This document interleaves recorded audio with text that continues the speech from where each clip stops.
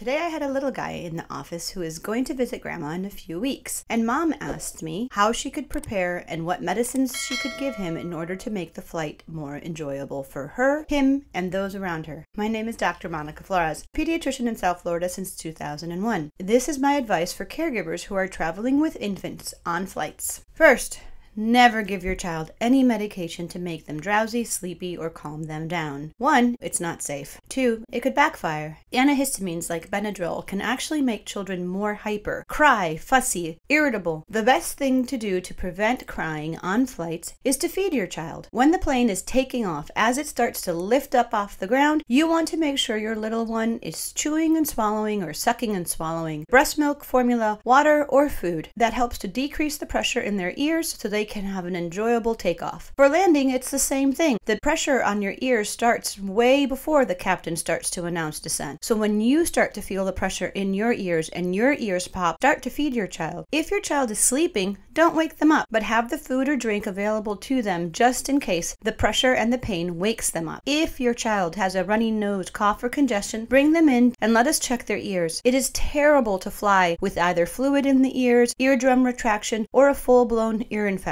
If on the flight, your baby starts to cry unconsolably, try to put a wet washcloth over their ears. That sometimes helps to equilibrate the pressure and decrease the pain in their ears. Also give them a little dose of ibuprofen if they are older than 6 months of age. Make sure that you have your infant first aid kit packed and ready to go so that you have all the medications on hand in case you need them during your flight or when you arrive to your destination. Last, you want to make sure that when you arrive healthy. The one who's going to get your baby sick is you. You need to make sure before you feed their baby, before you wipe their face or clean their tush or change their diaper or wipe their hands, that your hands are clean. Keep hand sanitizer and wipes on hand and clean your hands prior to touching any eyes, ears, nose, mouth, or booty on your child. And try to keep other people's hands away from your children. It is very common for either sibling or family members or even people who are sitting next to you to want to play with your child, touch them. If that happens, just make sure you wipe your child's hands immediately before they can get their fingers in their mouth.